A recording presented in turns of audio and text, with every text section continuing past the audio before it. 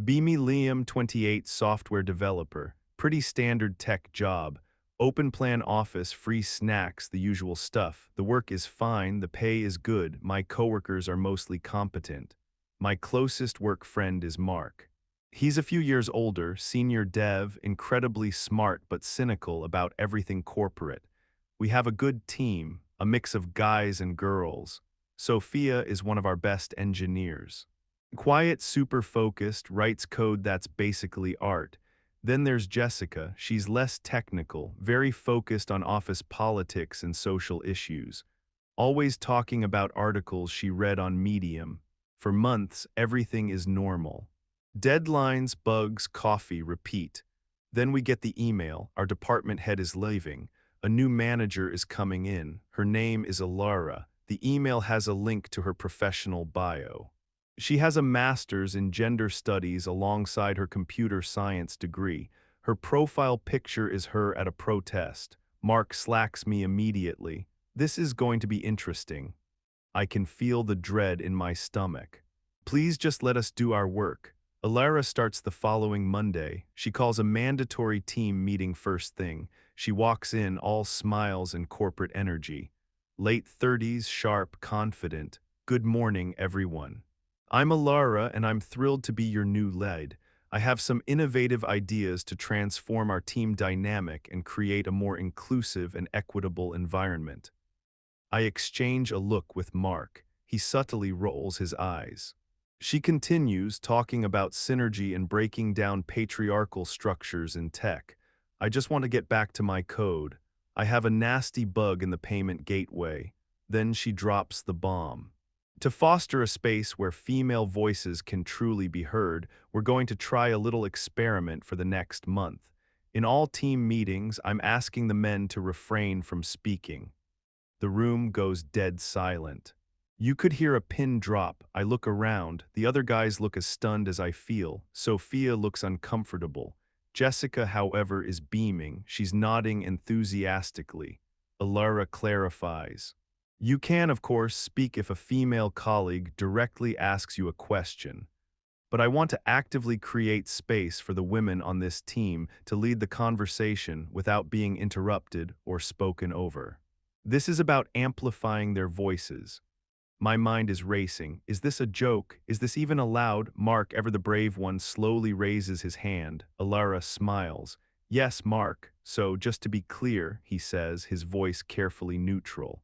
If I see a critical flaw in a proposed plan that could cost the company thousands, I should just not mention it. Alara's smile tightens. You can bring it to me privately after the meeting. Or ideally, one of your female colleagues will spot it now that she has the space to do so. Jessica chimes in. I think this is a fantastic idea, Alara. It's time for a change. The meeting ends a few minutes later. The male half of the team shuffles out in a state of shell shock. We all kind of gather near the coffee machine, not knowing what to say. This is insane, right? Another developer, Tom, whispers. I'm not crazy. Mark takes a long sip of coffee. Welcome to the future, boys. Mute protocol is engaged. The first meeting under the new rule is that afternoon, a project planning session. It's a complete and utter train wreck. Alara kicks it off, then turns the floor over to the team. Silence. Sophia, trying to be professional, starts outlining the project requirements. She's clear, concise, but then Jessica starts talking, and she doesn't stop. For 20 minutes, she talks about the emotional weight of the user interface, the problematic nature of the color blue, and how our login screen isn't inclusive enough for non-binary users who feel alienated by sharp corners. I'm not even kidding. Sharp corners. I look at Mark. He's staring at the table, his face a perfect mask of corporate serenity, but I can see his thumb twitching. Sophia tries to steer the conversation back to the actual technical specs. Jessica, that's an interesting perspective.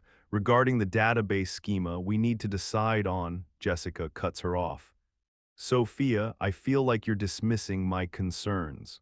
The user's emotional journey is just as important as the backend. I know for a fact that Jessica doesn't know what a database schema is. I, Mark, and Tom are the three people who will actually have to build this thing. We are sitting there silent like monks who have taken a vow. The meeting ends with zero decisions made, nothing, an hour wasted. As we're leaving, Alara says, "Great discussion today, team." So much powerful female energy in the room. I go back to my desk and feel my will to live slowly draining away. That evening, Mark sends me a message on a secure chat app. "Liam, we have a problem, we can't work like this. We'll never get anything done." "I know," I reply, "but what can we do? We complain to human resources and we're the bad guys." "No, we don't complain, we adapt." "What do you mean? New chat group, just the guys." During meetings, we'll have a back channel, we'll discuss the real issues there, we'll coordinate, we will be silent guardians, code ninjas. I laugh, "You're ridiculous." "I'm serious, it's malicious compliance, she wants us to be quiet." "We'll be quiet, we'll be the quietest, most productive developers she's ever seen." He creates a group chat and adds me, Tom, and the other three male developers. He names it the Silent Circle. The next day, we have another meeting. Project architecture review. This is a big one. The decisions made here will affect the project for years. As soon as it starts, I open the silent circle on my second monitor. Jessica is talking again. Something about how folder structures in a repository can be a form of digital patriarchy. My soul is trying to leave my body. Meanwhile, in the chat, Mark, "Okay, she's talking nonsense." Liam, Tom, what are your thoughts on using a microservices architecture for this? Tom, I was thinking the same, better for scalability. We can break down the payment gateway, user auth, and product management into separate services. Me. Agreed, it'll be more work up front, but it'll save us headaches down the line. We can use Docker containers for each service. Another guy, David, good call. I'll start drafting the API contracts for how they'll communicate. We spend the entire meeting like this. On the main video call, Jessica is now drawing on the virtual whiteboard, creating a mind map of user feelings. It looks like a spider had a seizure. Sophia is trying her best to ask relevant questions, but Jessica just steamrolls her. Alara is watching, nodding along, looking proud. This is exactly the kind of out-of-the-box thinking I was hoping to unlock. In our chat, we have designed the entire system architecture. We've assigned tasks. We've identified potential roadblocks. The meeting ends. Alara asks if anyone has any final thoughts. The five of us remain perfectly silent. We get back to our desks and it's like a switch is flipped. We're a well-oiled machine. We all know exactly what to do because we already discussed it. No pointless arguments, no ego, just pure, efficient work. This pattern continues for the next 2 weeks. The official meetings become a joke. They are Jessica's one-woman show. Sometimes another female colleague, who is as confused as we are, will try to contribute, but Jessica just talks over her. Sophia has started to look actively pained in these meetings. She's a professional, she wants to work, but her hands are tied. Meanwhile, the guys on the team are crushing it. Our productivity goes through the roof. We communicate constantly through the back channel. We do quick, silent screen shares to solve problems. We write documentation, review each other's code, and push updates. We are working better and faster than ever before. The male camaraderie is off the charts. We're a silent band of brothers, united by a common absurdity. We get lunch together every day. We've never been tighter. Alara starts to notice something is off. She can't put her finger on it. The meetings are, in her eyes, a success. Women are talking, but the output, the actual work getting done, is almost exclusively coming from the men. She sees our progress reports. She sees the code commits. We are consistently closing tasks way ahead of schedule. Our code quality is top-notch because we're constantly peer-reviewing it in our chat. The female side of the team is falling behind, not because they aren't capable, especially not Sophia, but because their official communication channel is clogged with nonsense. They can't coordinate, they can't make decisions. Alara starts trying to probe. She comes to my desk. "Liam, I'm very impressed with the work you're doing on the payment gateway. How did you manage to resolve that integration issue so quickly?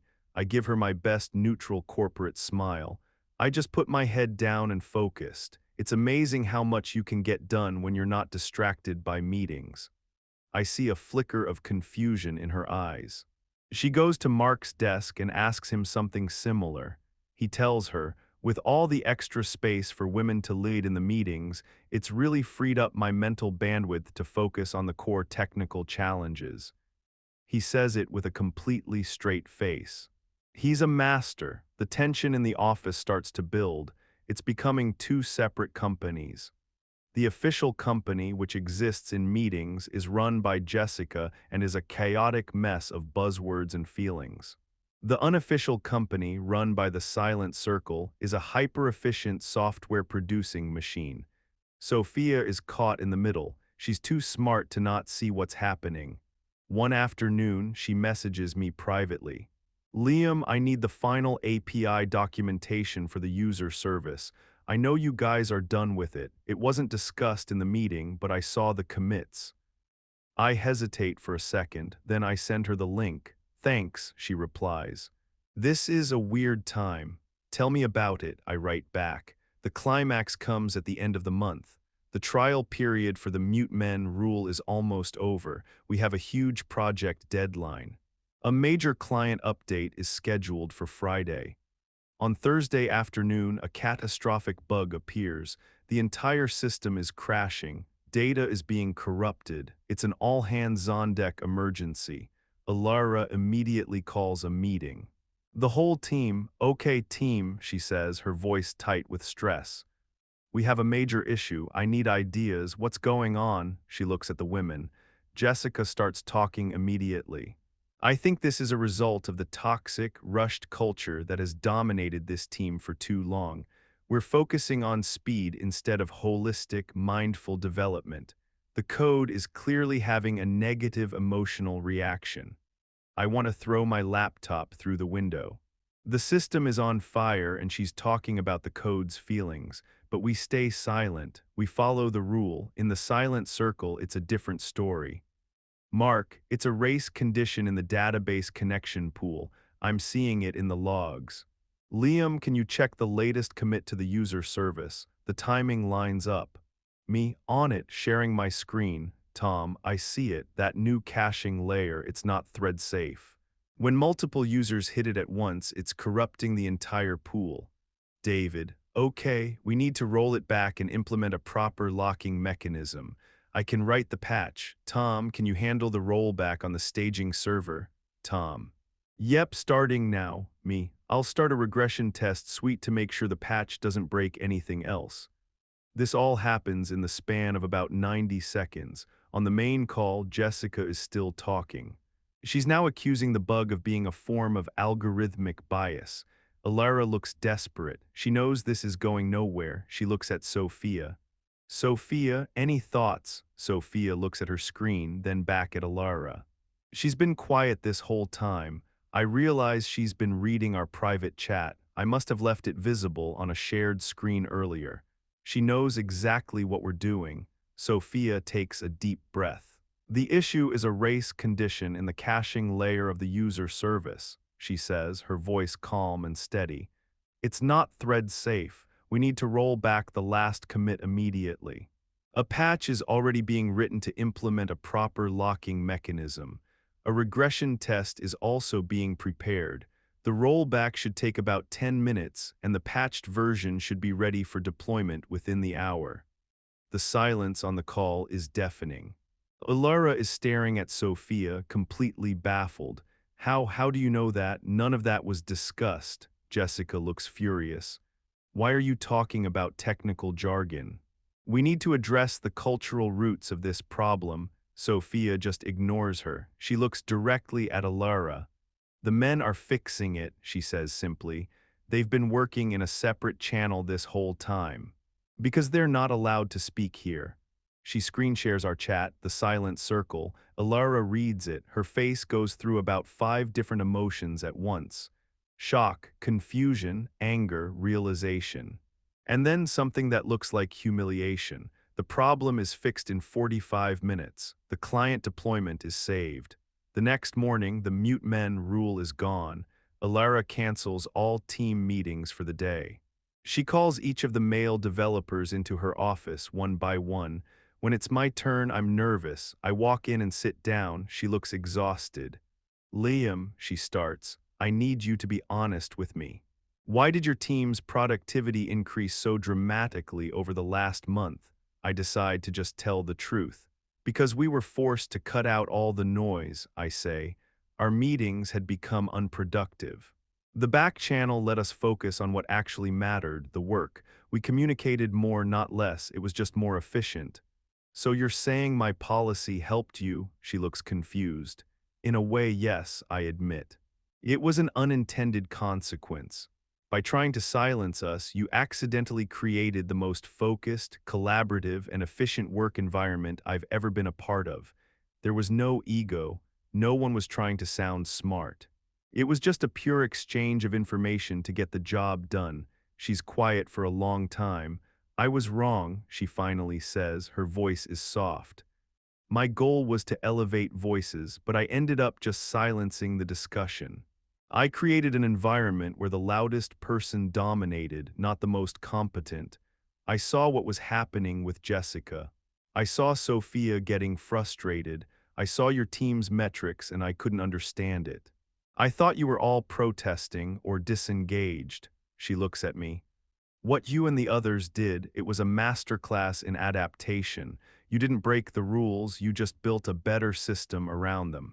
I have a lot to learn from that. Things changed after that. The whole experience was like a hard reset for the team. Alara became a different kind of manager. She started listening more, a lot more. She implemented new rules for meetings. Everyone gets a turn to speak uninterrupted. Ideas are judged on merit, not on who they came from. Jessica was managed closely. Her disruptive behavior was shut down professionally but firmly. The silent circle was officially disbanded, but the spirit of it lived on. The guys remained a tight-knit unit, but we started integrating more with the rest of the team. Sophia became the official tech lead for our project, a promotion she had long deserved. Her no-nonsense attitude, backed by Alara, set the tone for everyone. The funny thing is, the office actually became more genuinely inclusive. The women, especially Sophia, felt more empowered because competence was now what mattered. The men felt respected because our contributions were valued again. We all learned a lesson.